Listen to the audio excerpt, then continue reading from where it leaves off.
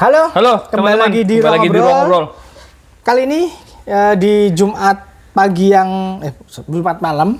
Jumat pagi. Yang pagi.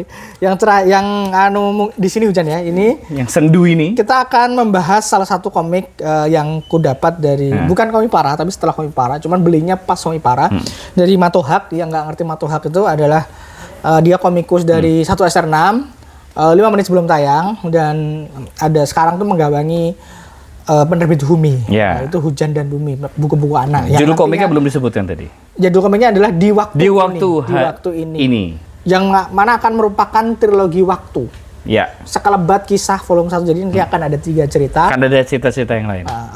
Expect 1 tahun sekali sih. Karena beliaunya sibuk sekali. Menariknya walaupun ini dijanjikan sebagai sebuah sequel, ketika membaca ini, bukan sequel. Nanti akan ada trilogi. Iya, akan ada trilogi, ada lanjutannya. Ketika membaca ini selesai. Jadi sepertinya konklusif. Sepertinya arti dari triloginya ini adalah ngomongin soal waktu. Iya. Bukan cerita karakter ini, tapi mungkin karakter lain. Karakter yang lain. Yang mana ada obrolan soal waktu. Nah, ini adalah menceritakan tentang seseorang yang time travel ya. Iya, kita bisa bilang time travel. Terlempar ke masa lalu, ke masa kecilnya. Ke masa kecilnya bertemu dengan nostalgia. Lalu bagaimana perjalanan waktu ini dari dia belok dari satu waktu ke waktu yang lain tuh menjadikan kontemplasi dalam dirinya. Iya, dan dia terlempar ke masa lalunya itu tidak dalam ketubuhnya lebih muda, tapi dia kembali ke masa lalu sebagai dirinya yang dewasa, gitu dan menariknya di situ karena dia akhirnya jadi punya akhirnya ketika dia bertemu dengan dirinya yang lain, yaitu menjadi lian aja sosok yang lain kayak gitu, bukan sosok tokoh utama yang kecil yang penuh pengetahuan dari masa depan tuh enggak. Memang ini simpelnya adalah komik tentang refleksi diri. Apa yang udah kamu lakukan di masa apa yang menjadikanmu sekarang, dan ini tentang soal penyesalan sih. Dia pengen mengulang masa lalu agar dia tidak menjadi seperti yang sekarang gitu. Iya, untuk mengantisipasi masa depan sih mungkin lebih tepatnya. Itu basically itu. Cuman nanti ceritanya akan bergulir macam-macam. Dan Mas Matu ini selalu bukan selalu soal cerita, tapi soal storytelling. Soal bagaimana bisa membawakan temanya yang merasuk ke hati. Bahasa aku seperti itu. Iya. Aku tuh bacanya beneran. Ya relate banget ya. Maksudku kita kan sebagai orang dewasa yang umurnya sudah berapa sekarang? Masih 21 tahun. 17 tahun. Masih 17. Ketika membaca selalu punya penyesalan masa lalu juga. Iya, maksud gua kalau namanya orang dewasa ya umur berapapun, apalagi udah 30 ke atas, itu kan pasti membayangkan lah, seandainya. Dan gambarnya juga sangat mendukung sih. Drama banget sumpah ini. Iya, jadi betul-betul relate dengan kita-kita yang udah dewasa, apalagi usia 30 tahun, yang 30 tahunan yang punya mimpi-mimpi tidak tercapai, hal-hal yang tidak berhasil, asa-asa yang pupus kalau bahasa di komik ini. Asa-asa yang pupus. Dan ya seperti biasa penggambaran ekspresi-ekspresi karakternya tuh menyenangkan sekali. Seinen banget kalau bahasa aku, seinen banget. Seinen banget. Ada rautnya. Iya. Ekspresi dari karakter-karakter yang digambarnya sudah cukup berbicara loh, teman-teman. Jadi asik banget. Jadi emosinya itu tidak hanya tersampaikan lewat dialog, tapi ya kita bisa memahami dengan raut wajah karakternya. Rencananya dikeluarin di Komipara 3 kemarin, cuman nggak keburu.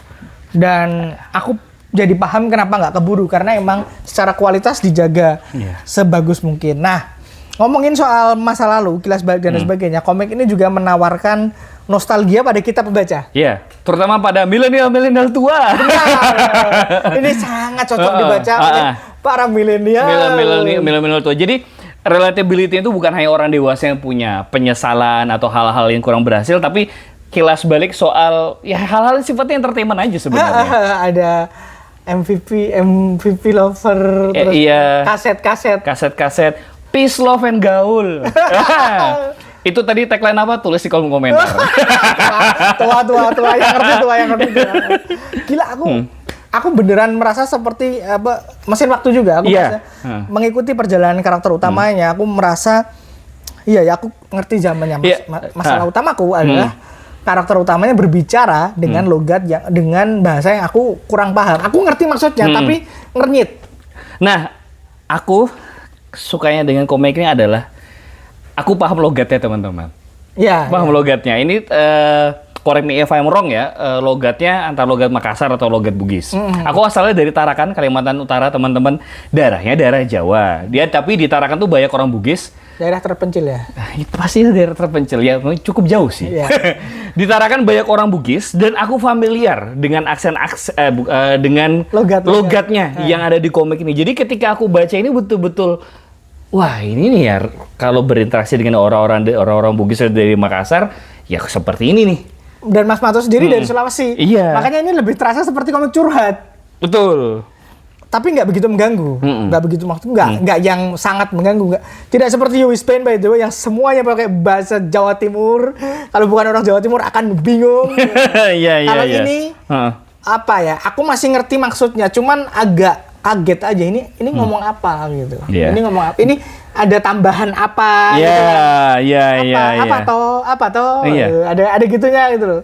Jadi tapi mau kemana Ji? Mau kemana? Itu jadi berasa. Gitu. Maksudku kalau mungkin teman-teman punya teman orang Makassar atau orang Bugis tuh ketika baca ini tuh suaranya akan terbayang. Ini terbayang banget. Kalau enggak, jadi akan agak gimana ya? Ini apa ya? Ya ada hal kultural yang aku juga relate walaupun aku orang Tarakan ya, karena di sana banyak orang Bugis. Seperti misalnya di Sangoni dikasih sangu buras. Ya aku tuh bingung tuh. Tapi sekali lagi ini menurutku harusnya ada footnote tertentu yang bikin kita lebih paham. Cuman sekali lagi aku seneng, in a way aku seneng karena keragaman Indonesianya jadi lebih kerasa. Iya. Selama ini kita orang Jawa dicokoki dengan komik-komik dengan bahasa Indonesia yang benar. Dalam artian ya rasnya ya bukan ras ya. Ya pokoknya bahasa Indonesia aja. Iya. Jadi dipukul rata ya. Makanya kayak kemarin aku bahas detektif Arthur Razak itu sama Mas Bagas seneng karena ini budaya Sumatera.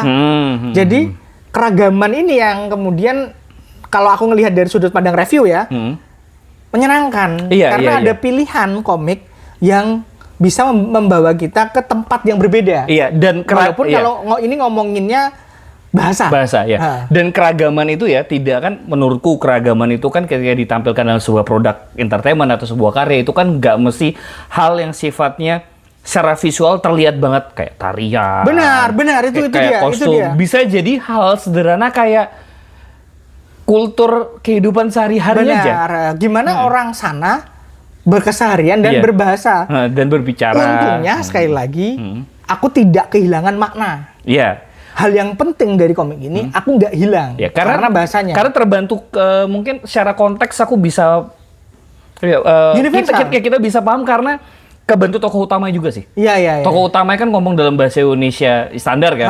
Jadi in a way pinternya Mas Mato sih. Dia tokoh utama itu ngeset konteks. Jadi kita bisa stick nih konteks obrolannya apa. Kita bisa walaupun kita nerka-nerka tapi tetap bisa nyambung. Itu pintar banget sih bikinnya kayak gitu. Aku salut sih yang soal itu sih. Selebihnya sih kayaknya nggak begitu ada yang bisa diomongin lagi ya karena juga ini cuman pendek. Yang selalu dipuja adalah tentu saja gambarnya, salah satunya Mas Mato emang bagus banget. Nah ini seharusnya ketika ini udah dirilis, aku udah bisa menawarkan untuk teman-teman beli di Kuratorus harusnya. Kalau enggak, nanti mungkin akan aku hubungi Mas Mato agar ini bisa dipasarkan lebih lah. Kayak kamu mau nunjukin paket pembeliannya nggak? Hah? Udah tercerai berai. Ya aku ada konten di medsos kok soal itu. Oh oke. Nanti bisa lihat sendiri aja. Di Kuratoru? Nggak, di aku. Di tempatnya dari. Tentu saja itu di tag sama Kuratoru dan di collab sama Ruang Ngobrol. Oke, thank you. Itu aja bahasan kita soal di waktu ini. Segelebat kisah tentang asa yang putus dan perjalanan seiring waktu. Terima kasih, sampai ketemu di konten Ruang Ngobrol berikutnya.